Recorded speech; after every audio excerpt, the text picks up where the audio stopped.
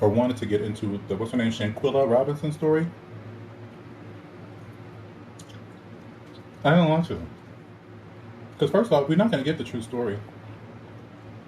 Secondly, did we ever really understand what happened with the girl who was down in the hotel, left the party? Where were they at? Left the party. She was in the room, the room party she was having with her friends, and made her way down to the hotel basement, into the kitchen, into the fridge, in the freezer dead, in the freezer dead. To leave a party like that, wander off by yourself, and end up in the freezer of a bitch in the basement, in the kitchen, in the things, and it's just not. It's just not. Shanquella.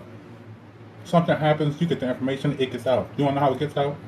Because everybody there has something to say. Everybody there experienced the same situation. Shanquella was this, Shanquella was that, this is what we did, this is what it was. The story breaks. The news is out. It's not every minute, every day is something different. Every day this developed, and then this, and then this, and then this. This is what they said. The mystery surrounding the death of Shanquella has deepened after investigators discovered she was alive for 3 hours after help was called. Robinson's death certificate originally stated that she died within 15 minutes of sustaining severe spinal cord injury. 3 hours and 15 minutes is a huge gap in time. However, a police report obtained is setting a timeline.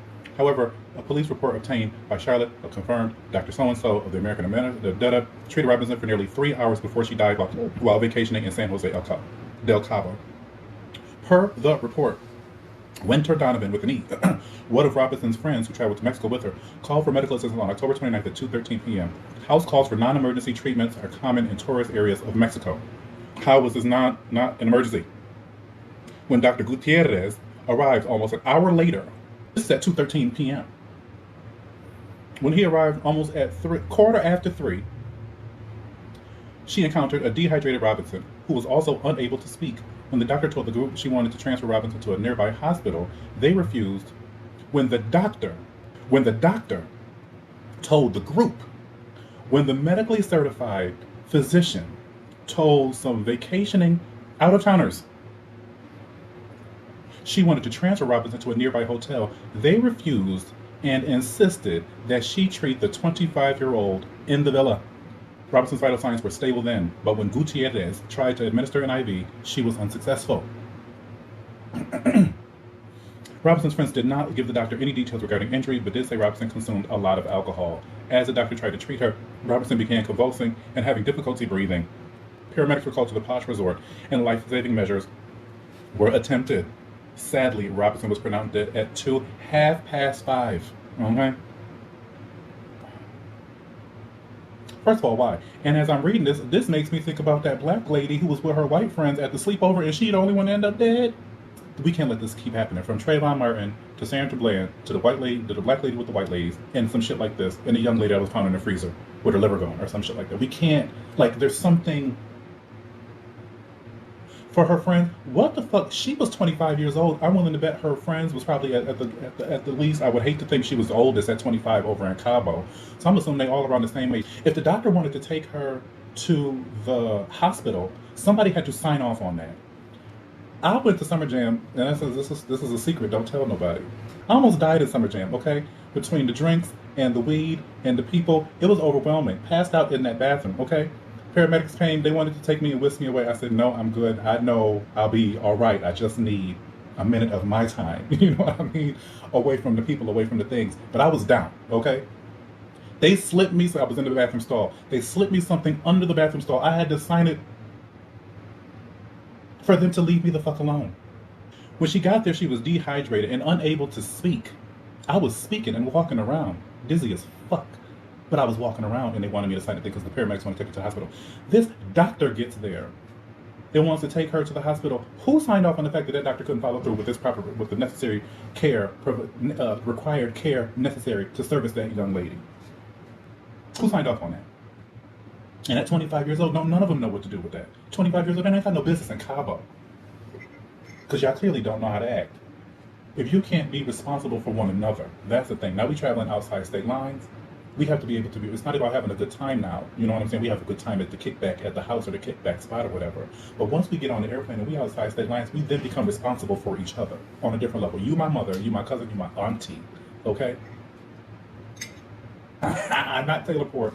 I want to make a video about all the, we've come such a long way in drinking and makeup and fashion and everything. And of all the things to have as a cocktail, people want to bring back Taylor Port. And of all the advances in makeup with primers and things like that, girls is out here still using milk and magnesia. And when it comes to fashion, the advances of fashion, white people still out here in crushed ones. Like, where are we at? Where is it going? How is it being done? Girl, the milk and magnesia takes me out every time. Every time. Brands have spent hundreds of thousands of dollars, millions of dollars of R&D, figuring out what we need so these girls ain't out here putting acid reflux stuff on their face. I don't care if it works. Like, just to be trendy, you look crazy.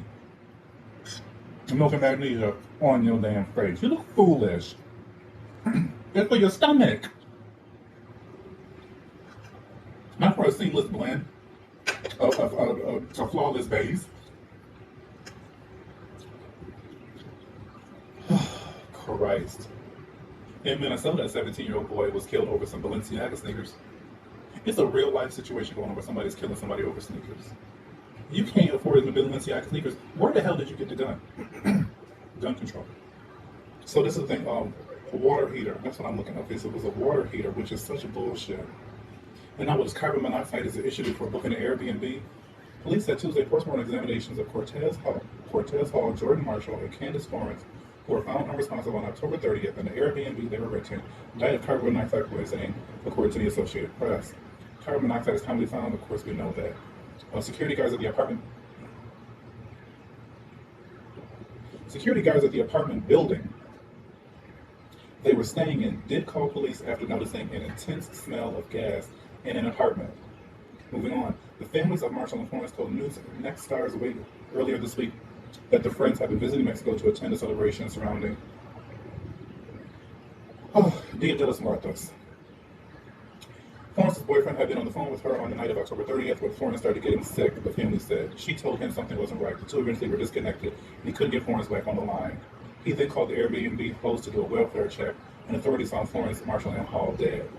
The victims' families recounted the difficulties they faced in getting information and their loved ones belonging from Mexican authorities. Let me tell you this. You don't, I'm feeling sick and died from carbon monoxide poisoning. You feel the effects of it for some time before it takes your life, especially in an apartment. Now, you in a car in a closed setting, the effects and mortality is all sped up, right? But you in an apartment? When she said do they even say the time she said she talked to her boyfriend? I would love to know the time she said she talked to him. Marshall's mother, Jennifer, said they spent hours at Mexico's police station waiting for a translator to show up. The U.S. Embassy was also closed. I did not know the embassy closed. When they arrived, they were unable to get into the Airbnb to collect her son's things. How we got this business of Airbnb, or this country where all this tourism happens, and things like this happen. But now we're here where it's every other month, every traveling season, every vacationing season, some shit like this is going on. Also, too, why is it two guys and one girl? What was they going for? She's in there talking to her boyfriend on the phone. It looked like she got products. Release. It looked like it's called Release. It looked like body butters or something. Maybe a candle.